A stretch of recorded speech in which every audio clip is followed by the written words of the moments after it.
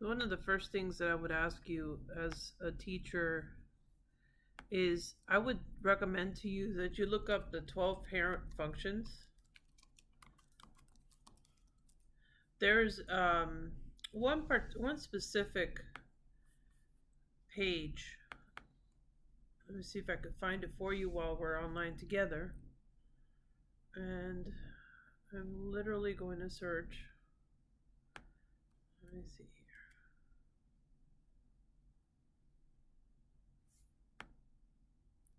I don't know what's happening here. Why is this taking forever? Come on. Don't hurt yourself. All right. So I'm looking for the 12 parent functions, and I'm going to see if I can find you the image.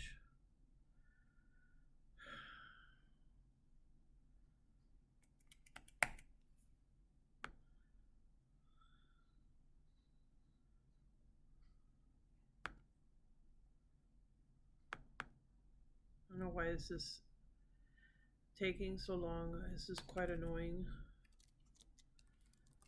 Okay, so 12 parent functions. Let's see if we can get this to pull up sometime today. Between today and tomorrow will be nice. All right, and their graphs. What's really cool is if I just simply look up images, it might actually be quite easy to take a peek at. I don't know what the issue is here and why this is taking so long. Okay, let's see what it populates. There are specifically, one of these diagrams would cut it. We just do images. Images would be fine. What you're gonna see with respect to images is quite a varied selection. In the book, this is the particular example or set of examples that they're focusing on.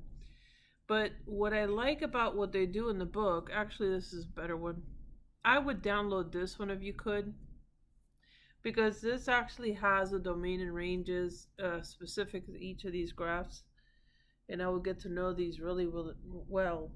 That would be very helpful. So in your book, they have the linear example, they have the absolute value example, the second one here, as you can see. They have the parabola. They also have the square root, which is the 1, 2, 3, 4, 5, 6, 1 from the top. They have the cubic function, which is the third one shown there. And they also have, let me see, do they have that one here? They don't seem to. They don't have the cube function. I don't see the cube function. It's the square root function, the cubic function, but they don't have the cube function. But in any case, this is one of the better models. I would download this, get to know these really well, because the entire section today that we're going to talk about has to do with the functions and their transformations. I'm going to jump straight into the first example. This is example 1. We're dealing with a vertical shift. Now, whenever you see just a vertical shift transformation, just remember that regardless of the type of function, it's always the value that they're referring to. So let's say hypothetically I had f of x is equal to the absolute value of x. The vertical shift is always outside of that. So this is a parent. This is a parent function.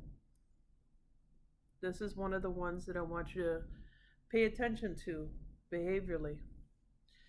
So in the question stem, this will ask you to use the parent function to obtain the graph of a second function with a vertical shift, in this case the absolute value of x, and it happens to be a -4.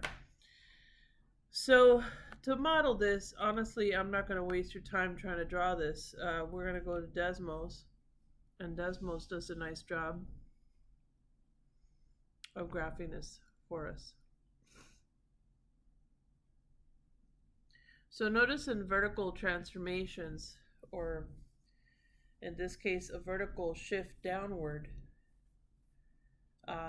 the value that is next to the function is true to itself. So in this case, if I have f of x, I don't want a capital anything here. I want all lowercase. If I have f of x is equal to, okay, so we'll go the absolute value of x, and since they want to shift this down 4 units, that's what happens. So you notice that we go from the original function, which was the absolute value. Actually, let me model both. Let me put in f of x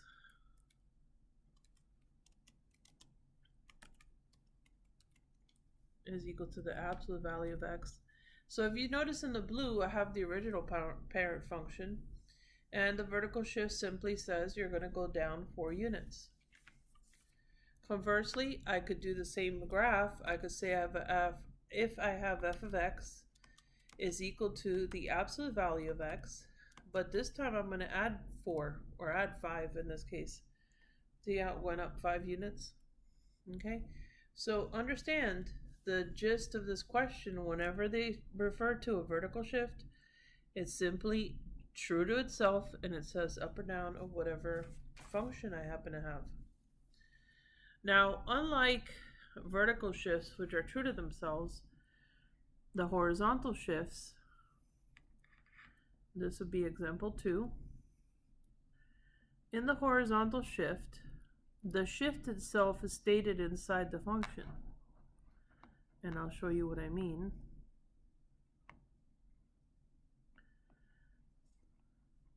And I also want you to make a note here that this letter H for horizontal also is a word for hypocrite.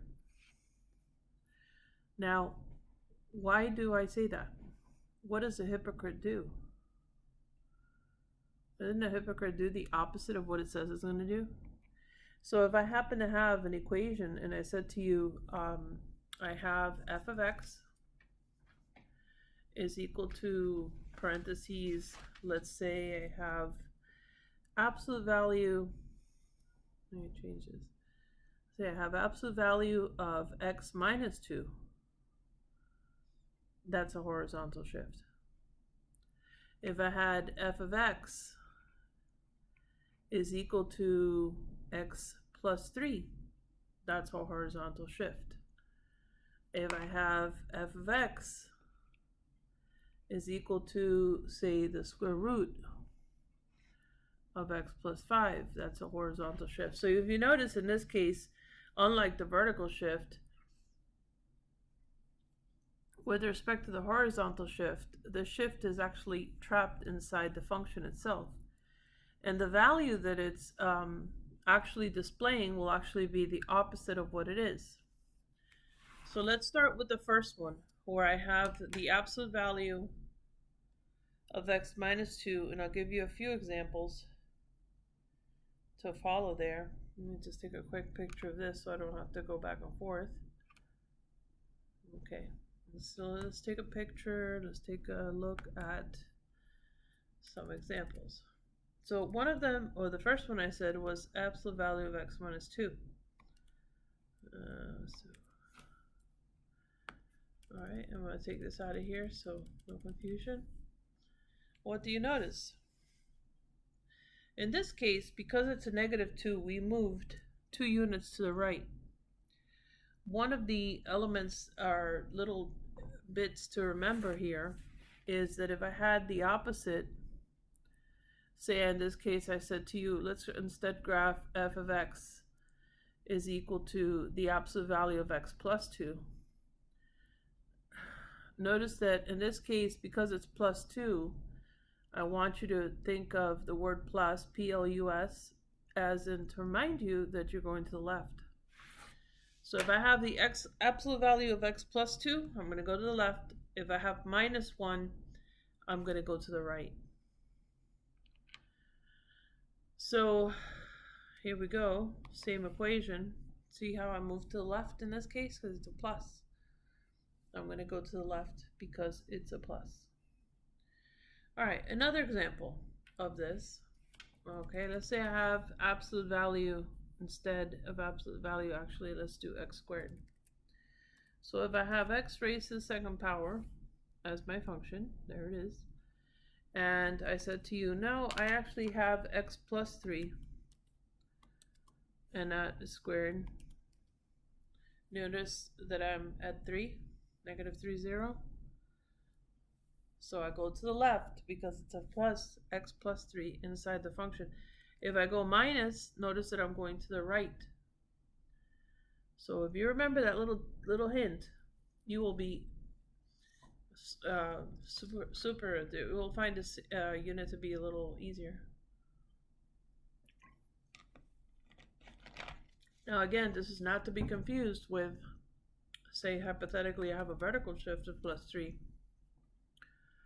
It's outside of the function. So I need you to remember that. All right, either case, there you go.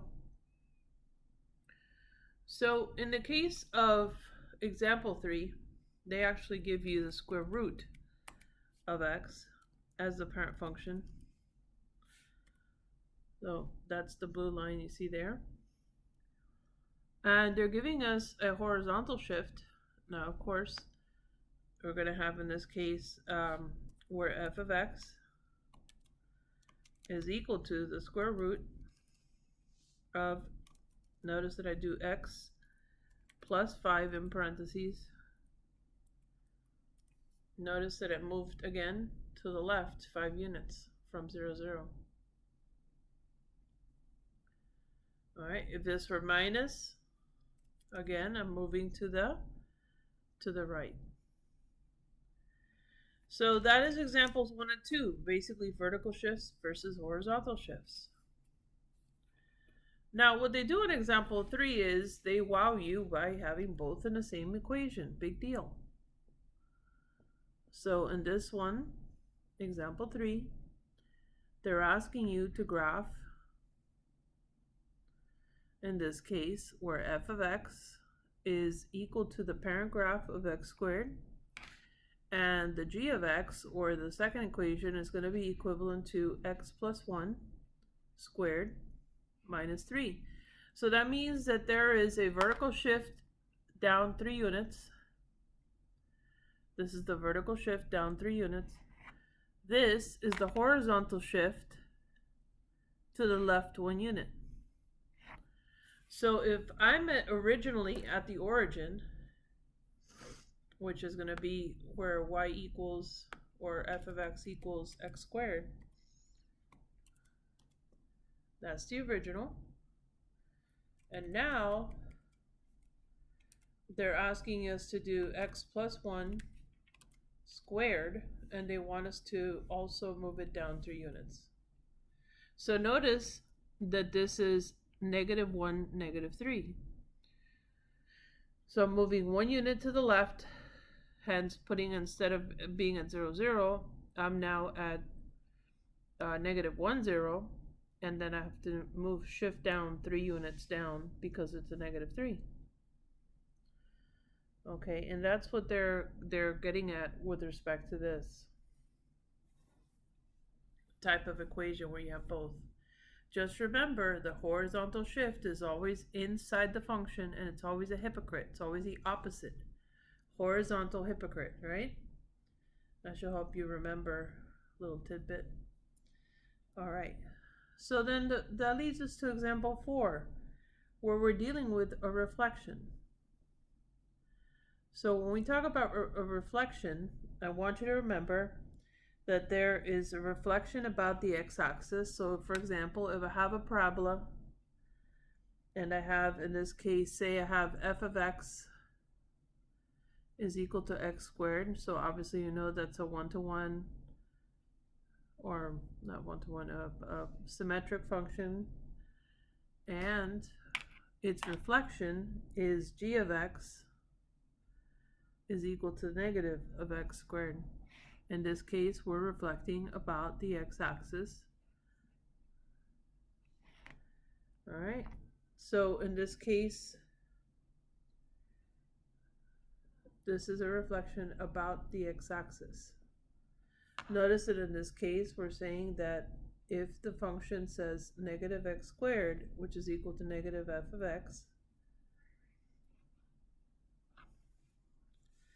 all right, and now the opposite of this reflection, or its counter,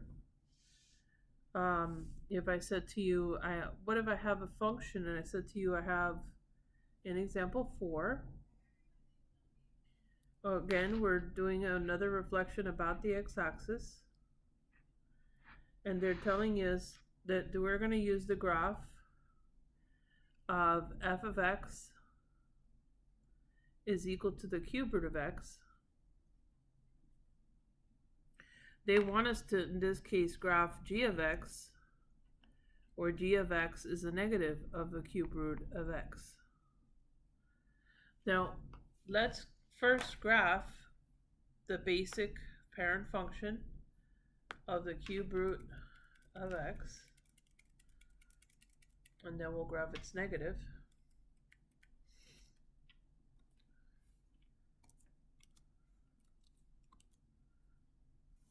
That's your equivalent of x to the 1 cubed, or 1/3.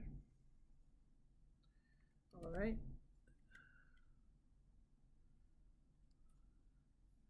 If I want to graph the opposite of this,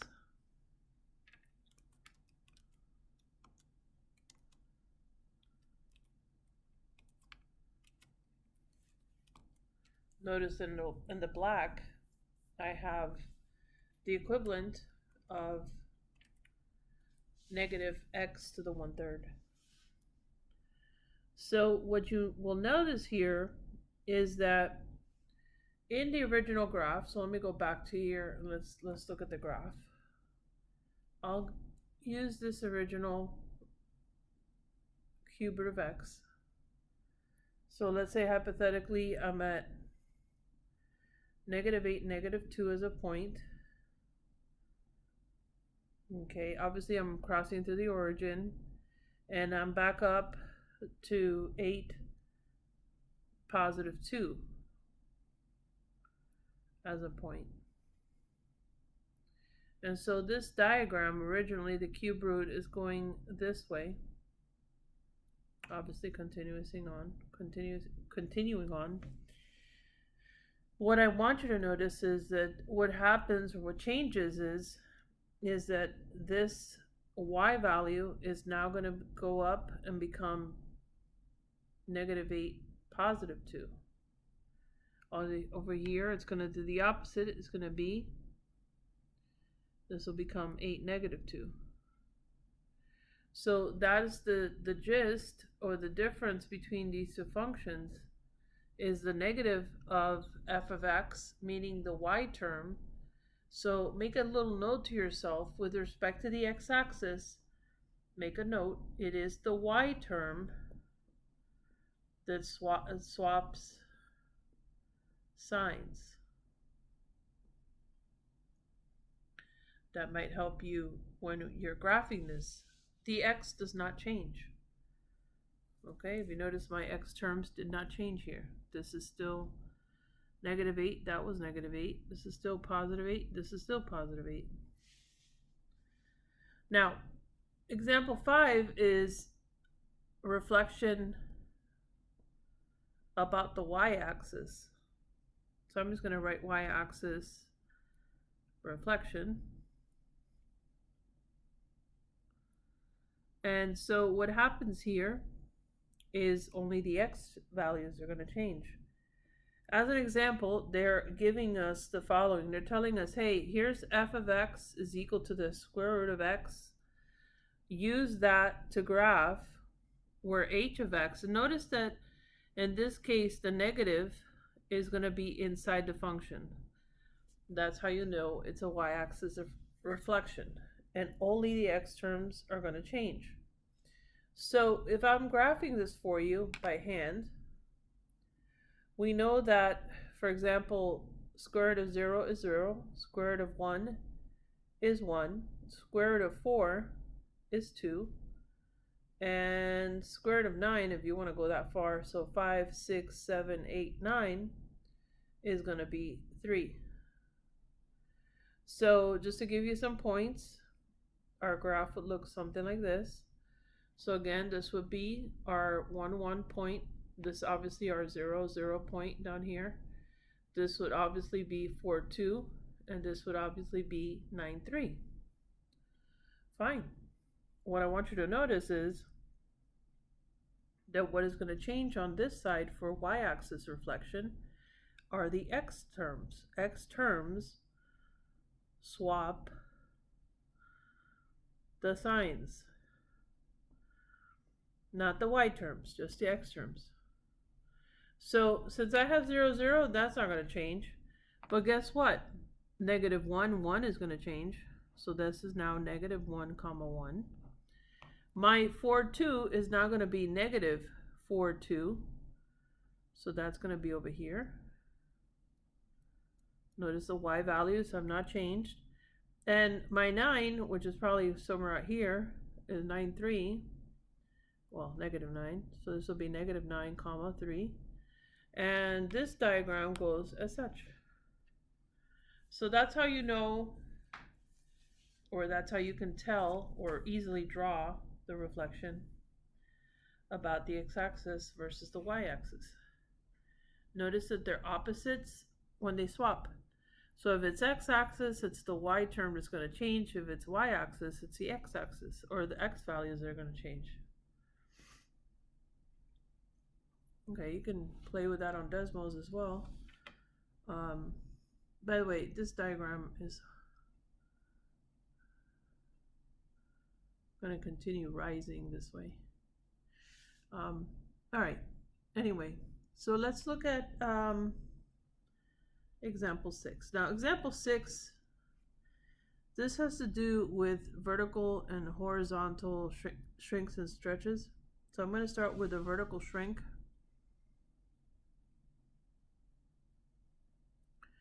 When you vertically shrink a graph,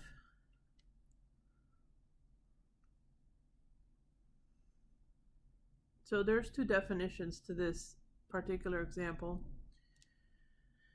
So a vertical shrink means that the coefficient, let's call it C.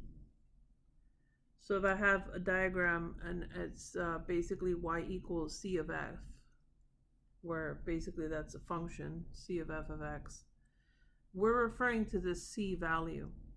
And when this C value is a fraction, we are shrinking the graph.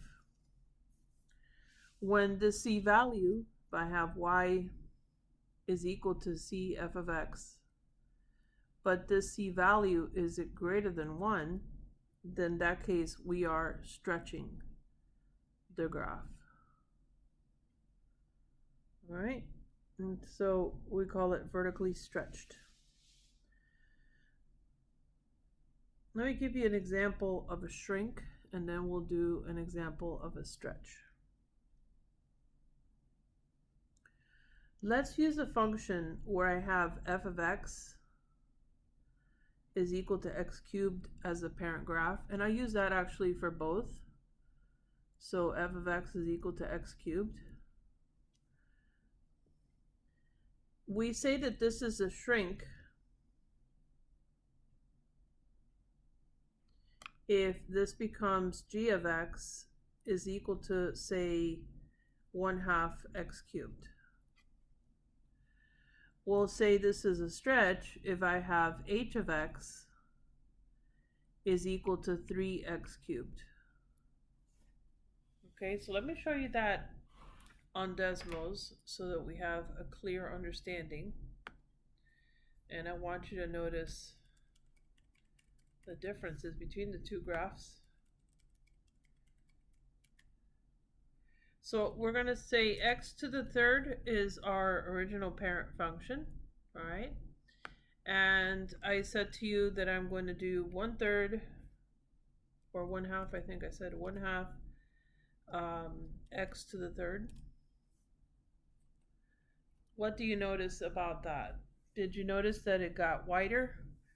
And so you will hear me politically be incorrect and say fractions make you fat, because fractions actually delay the growth of the graph, and therefore the graph is a wider graph. However, if I do the opposite and I say f of x is equal to, and I think I said 3x raised to the third originally, do you notice that that became thinner in the red? And the reason why that is because that grows quicker, or faster, I should say. Mathematically, what is happening? So let me go back. I'm going to go back to this very basic graph, and I'm going to actually graph both of them for you. And let's look at this from the perspective of an XY table.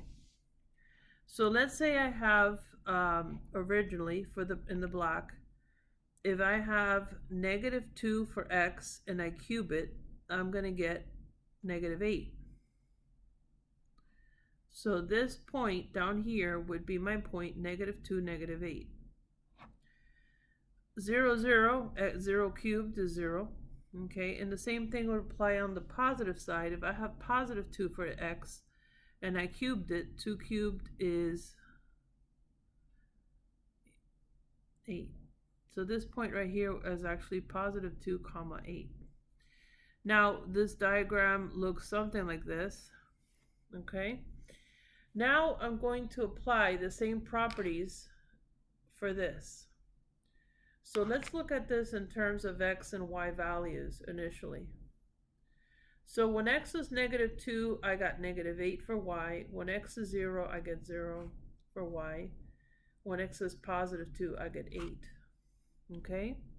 And that's where I'm getting these points here. Obviously, they continue on indefinitely. Now, in the red, I'm going to show you what happens when I do half of x cubed. I want you to notice that it's no longer going to be -2, -8. It's going to be -2, -4. Because I'm taking half of that value. This is 0, 0. Nothing is going to happen there. But half of 8 is 4. So when x is 2, this is now going to be 4. Because it gets halved. Notice that I'm referring to, in this case, because we're dealing with vertical, it's the y term that gets halved. Okay? And so your diagram would simply look like this once you halved it. Now, if it's a stretch, it's the opposite. If it's a stretch, it's going to get longer faster. So if I'm on this side here, then whatever my values are, they're going to grow that quicker. Notice that in the book they didn't even ask you to do that, because you're going to go from here's x, here's y. Okay, so let's say we start with our -2, -8, 0, 0, and then here's 2, 4. Now, if I'm applying the times 3 concept, this is going to become, so let's call this y1, this will become -24. That'll be 0, and this will be, I'm sorry, this is an 8. So again, this will be +24. So we're way out, you know, we're stretching this puppy out really thin, really fast, basically. So at 2, I'd be at 24, somewhere up here. And at -2, I'd be way down here somewhere. So basically a really long graph going that way. They just didn't ask you to graph it. But if you notice again, what happened is, because it's vertical, I'm only dealing with the y values. Now, that's for the vertical. Now, I'm going to shrink this on purpose. No pun intended. And I'm going to do right next to it, we're going to do example 7. And let's compare and contrast horizontal shrinks and stretches.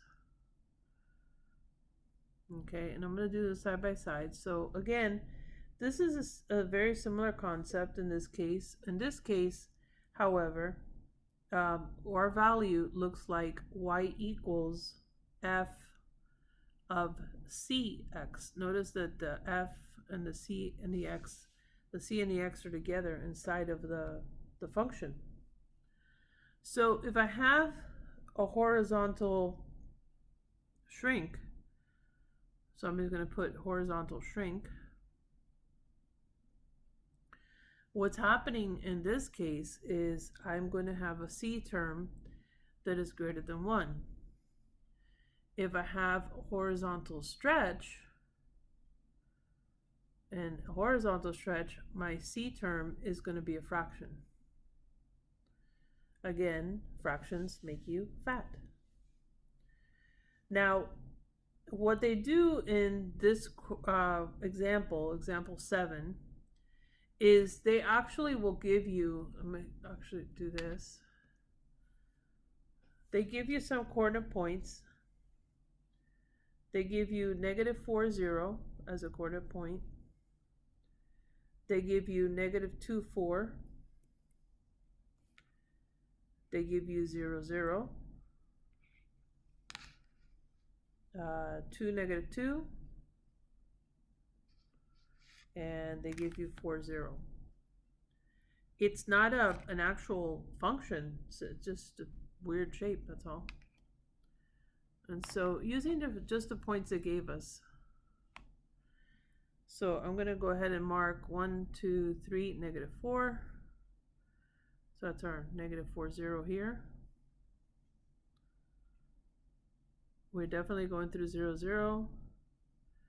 We're going from -2, +4 on the y. This is actually like a semicircle. Then from here, they take us down to 2, -2. And then they bring us back up to 4, 0. Which is right here. So this is 2, -2. This is 4, 0. And this is -2, 4. All right, and so it kind of looks like a V, an upside down parabola if you think about it. And now they're asking us, given this weird shape, so this is example 7, that's exactly what they give you. They say to you, transform this f of x to g of x, where it's equal to f of 2x. So in essence, they want us to double the x term, is what it initially looks like. But in reality, you're going to half all the x's. So notice that this value is going to become 2, 0. So this is my new point, -2, 0. So you are literally halving, take half, or whatever that is, as a fractional part. This will become -1, 4. So at -1, 4, I'm actually here. 0, 0 will not change because you can take a half of 0 all day long. It's still 0. So that doesn't change because of the nature of 0. If I take the half of 2, this will be 1, -2. So this is my new number. When x is 1, y is -2. I'm over here. And lastly, half of 4, where I have 4, 0. I'm going to actually take half of the 4, which is going to leave me with 2, 0. So 2, 0. And my new equation, based on the diagram, is going to look something like that. So notice that even though it says 2x in here, I'm not multiplying x by 2. I'm actually going to take all x terms, and I'm going to take half of the x terms. So remind yourself somewhere, half of x terms. Because this is how we do horizontal shrinking. So this is a horizontal shrink.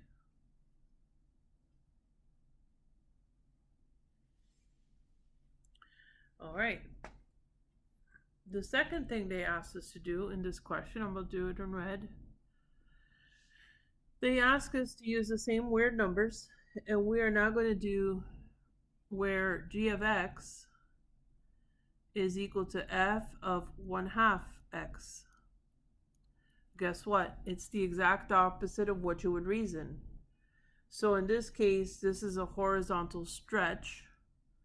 So a horizontal stretch. And you know that because it's the opposite effect.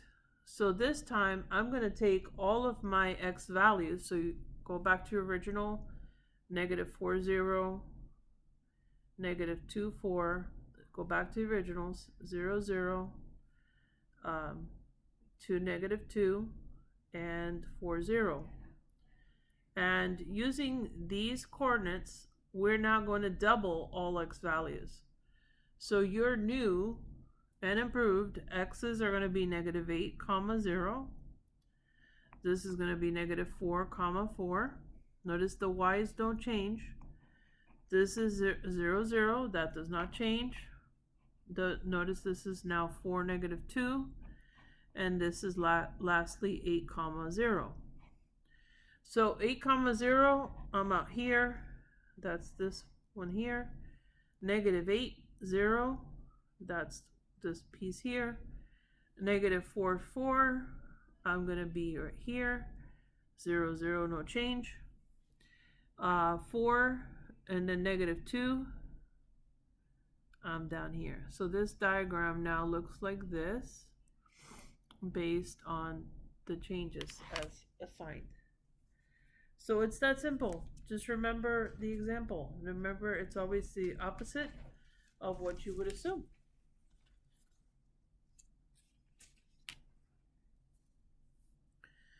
Okay, now there is a little order I want you to remember whenever we do transformations, and we're almost done.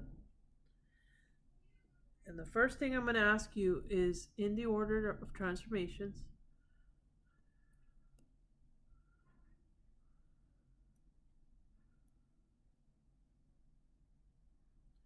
we do them in the following order. Number 1, we do any horizontal shifts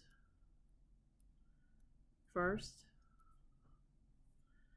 So any horizontal shift is number 1. The second thing we do is any type of stretch or shrink, regardless of whether it's horizontal or vertical. Third thing we do is any reflection.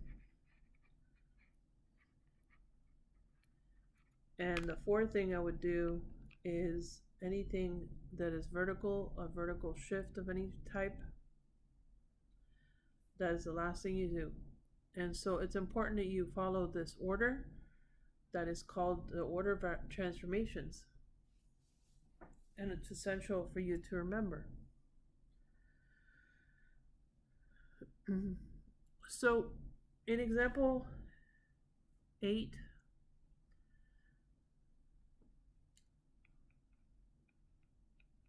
they give us the following points, and actually they give us the same thing we had last time, which is negative 4, 0. We have negative 2, 4. We have 0, 0. We have 2, negative 2. And we have 4, 0. And so if we throw these into the graph, what we want to do is, after we graph that, we want to draw where y equals negative 1/2 f of x minus 1 plus 3. All right, so we'll take a moment and we'll start with, according to this, we're going to start with anything that's a horizontal shift first. So if it's minus 1, in this case, because it's minus, I'm moving to the right 1 unit. Okay, so if I'm going to do this with the negative 1 first, that's the first thing I do here. That means that this becomes negative 3, 0, negative 1, 4. Believe it or not, the 0 does get affected this time, so this actually becomes 1, 0. This becomes a 3, negative 2, and this one becomes 5, 0. So if you notice that I'm going plus 1 or a +1 move to the right. Okay, so again, focus on the numerical values as, respectively. The second thing I'm going to do is I'm going to focus on anything that is a stretch or shrink. You have a vertical shrink of 1/2. If I have a vertical shrink of 1/2, basically all the y terms are going to get, let me see, looks like they're getting reduced in half. So here's what we do know. Let me see if I can highlight this. So we're dealing with shrinks, in this case, the 1/2. So it's a vertical shrink. It's outside of the function. It's vertical. It's a vertical shrink. So this goes to -3, no change, because 1/2 of 0 doesn't really affect you. -1, 2, 1/2 of the y, 1/2 of the 4, that does affect you. The 0 again, no effect. 1/2 of 0 is still 0. If I take 1/2 of 3 -2, I'm going to have 3 -1. And I end with 5, 0. Okay, so I've taken care of the shrink. That's the shrink. That's the vertical. Sorry about that. That's a vertical shrink.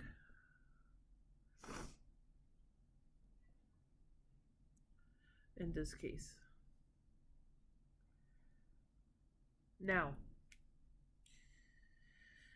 the third part of the equation that we're going to deal with is anything to reflection. Now, we do notice that there is a little negative here.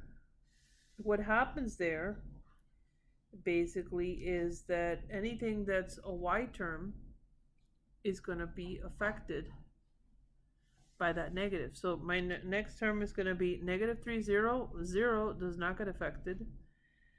-1, -2, that's definitely affected. 1, 0, no change. The 3 -1 becomes 3 +1, that gets affected, and the 5, 0 again does not get affected. So this is your reflection. Okay, if you follow the color code, you should be great. The last thing we would do in this equation would be the +3. What is happening here? That would be the +3. And in this case, I'll do that in green. The +3 here tells me that I'm adding 3 basically to all the y terms. So that becomes -3, +3 for that point. This is going to become -1, +1 for that point, because I'm adding 3 for every y term. This becomes 1, 3. This becomes 3, 4. And this becomes 5, 3.